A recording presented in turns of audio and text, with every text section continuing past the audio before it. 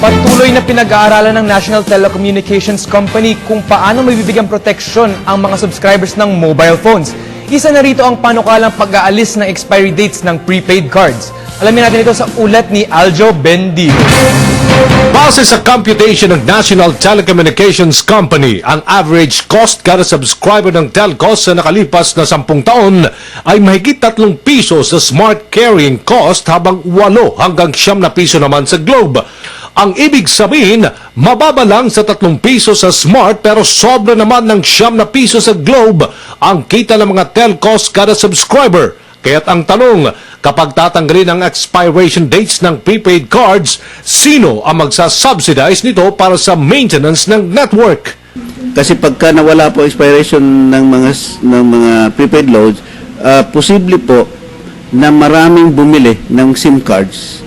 Na halimbawa, isang tao bumili ng 10 SIM cards, hindi naman niya gagamit, isa lang gagamitin niya doon, hindi ma-deactivate yung siyam kasi hindi mag-expire.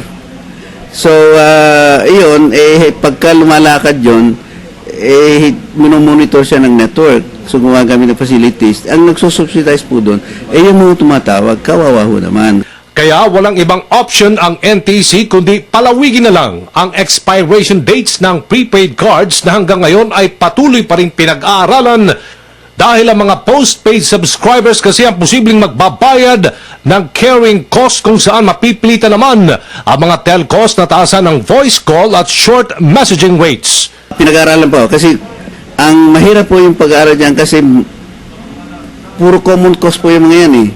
So, paano ka mag-allocate ng cost para malaman mo kung magkano talaga yung minimum carrying cost.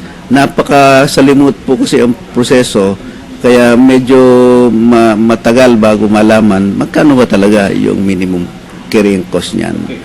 Sa kasalukuyan, may 1 taon bago mag-expire ang mobile prepaid cards habang ang validity naman ng mga load ay depende sa laga ng pagbili nito. Sa 10 piso pababa na prepaid load, tatagal ito ng 3 araw gamitin man o hindi. 15 araw naman sa 10 hanggang 15 piso, 30 araw sa 50 hanggang 100 piso, 45 araw sa 150 piso, 75 araw sa 250 hanggang 300 piso, at 120 para sa mahigit sa 300 piso. Samantala, tumaas pa ang bilang ng mga kabataang Pilipino na nahuhumaling sa paggamit ng cellphones kaya't hindi pa rin pahuhuli ang Pilipinas pagdating sa cellphone use sa Asia.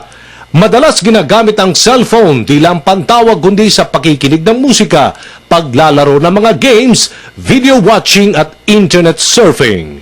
Para sa Telebisyon ng Bayan, ang Joe Bendijo.